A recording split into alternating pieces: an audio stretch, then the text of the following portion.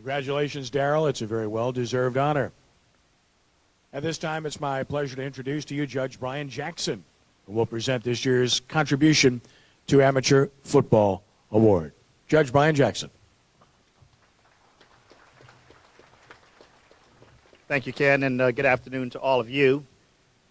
Edwin R. Murray currently serves as the Vice Chancellor of the of Multicultural and Community Affairs for the LSU Health Sciences Center. Before that, as many of us know, he served in the legislature for many years. In fact, he was elected to the Louisiana House of Representatives back in 1992, where he represented District 86 for many years.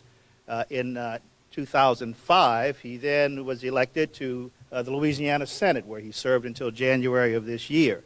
Unquestionably, he has enjoyed one of the longest and most influential terms in state government and the legislature in particular. Now, Senator Murray and I, and you have to forgive me as I call him Chancellor or Senator. I should address him as Chancellor, but all of us who know him and have known him over the years, and especially those of us on the committee who have worked with him over the years, refer to him merely as the Senator. It was in the Senate, while in the Senate, that he distinguished himself in so many ways. We have so many friends, mutual friends, that I called prior to this morning asking, well, what can you tell me about your service with Senator Murray?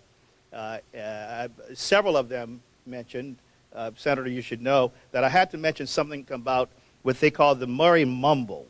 I don't know if I'm sure you've heard that. Well, apparently I'm told that the Murray Mumble was derived from a technique that Senator Murray used when he really wanted to get the attention of his fellow lawmakers, many of whom oftentimes when members of the House or in the Senate would stand in the well and promote different legislation, many senators would just ignore their colleagues and talk among themselves, and the volume in the room would rise.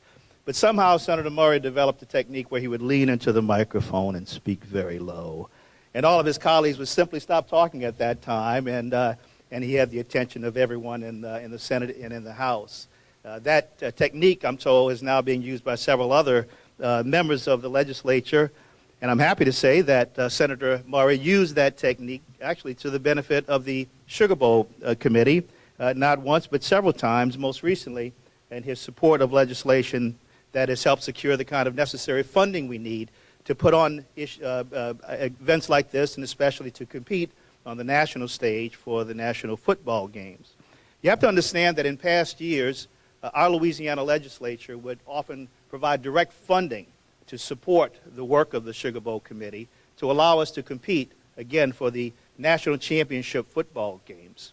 Well, as you all know, in recent years, the unprecedented fiscal challenges facing the state put an end to all that. And so we were left to scramble around to try to find a way to secure the kind of funding that would make us competitive with venues in the states of Arizona and Texas and Florida and elsewhere. It was Senator Murray working with the leadership of the Sugar Bowl Committee, as well as members, most notably C.J. Blosh, who came upon the notion of asking the legislature to create what is called a special events fund. Senator Murray has, over the years, supported the Sugar Bowl and college athletes in Louisiana for many years. But it was Senator Murray who sponsored SB, that is Senate Bill 218, that created eventually this special events fund. Now, you all know that it's not very often very easy for a member of the legislature to convince his colleagues to vote for something like this. Some people saw it as a form of a tax. He succeeded in convincing them that it is not a tax. But this is something that is that would enable events like the Sugar Bowl games and other events throughout the state to use some of the revenues to essentially reinvest it back into the state and into the state's ability to draw the kind of national and international events like the Sugar Bowl. So working under very tight timelines, and Paul Houlihan does a great job of talking about the timeline here involved, how Senator Murray was so successful in convincing even some of his most fiscally conservative colleagues to vote for this measure. But even after he did that, the game was not then won, because he still had to convince then Governor Bobby Jindal to support this. And I am told that the governor actually, after meeting with the senator and others, signed the legislation a mere hours before the Sugar Bowl Committee was required to submit a bid for the 2020 National Football Championship game. So, Senator, we thank you so much for everything that you do. Time does not permit me to fully describe to you all of the twists and turns involved in the legislation and the process of passing the legislation, but suffice it to say that it was, in some people's minds, absolutely miraculous that we were able to pull it off. But I assure you that our committee, our city, and our state simply could not have successfully and cannot successfully compete against other states, for monumental sporting events like the Sugar Bowl without the adroit legislative skills of legislative supporters like Senator Murray. And so there's no one more deserving of the Contribution to Amateur Football Award than Senator Murray for his efforts to promote the game, preserve its history, and to ensure its future, especially here in the city of New Orleans and this entire region. So please join me in thanking Senator Ed Murray.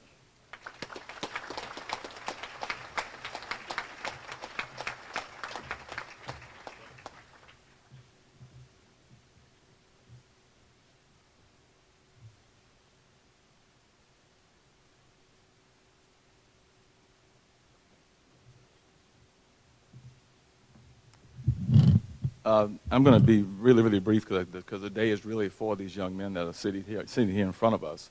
I want to thank Judge Jackson. It's kind of interesting to get a federal judge to say some good things about you. I really do appreciate that, Judge. Some people should want to listen to those things. I also want to thank the Sugar Bowl for all the work that it has done over the years and for recognizing the work that we've done together to bring the Sugar Bowl to this point. I also have to thank and congratulate Darryl Berger. He and I have worked together on a lot of things. When they listed those things that he has been able to do, we've done some of those things together as well, so congratulations, Darryl. The one thing I would like to leave with you, well, two things actually. One about this bill about receiving the funding so that the Sugar Bowl and other events could keep going, just so that you all will know as taxpayers. The state of Louisiana in the past would always step up and put lots of money in to attract certain events, Sugar Bowl, Super Bowl, Final Four, you name it. And all the money would come in, the state would be able to receive and take some back to Baton Rouge and spend on hospitals and universities across the state. Those times have changed an awful lot in our state. And I just think that you all really need to be aware of that, that it's very, very competitive.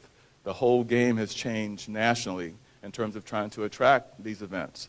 Other corporations in other states have found a way to put up a whole bunch more money to attract these events. And we came close to losing this Sugar Bowl game that has been one of the oldest bowls games in the country. I do hope that the bill that we passed will suffice to keep the Sugar Bowl going, because the Sugar Bowl does do an awful lot, not just for that week or so at the beginning of the year, but all year round. It's really important to do that. The other thing I'd like to mention to you, and I guess this is kind of going on with football, when the judge was talking about trying to pass a bill about how you had to talk to other people, it's like with football, you don't kind of do much of this stuff by yourself. You got to it takes a team effort. It takes you relying on other people to get something done. So I really do hope that as taxpayers, as citizens, and all kinds of things, when you hear people talk about the state needing some help, as it really and truly does now, that you encourage your people that you work with, live with, socialize with, that they really do step up and do something positive to help this state. Thank you all once again.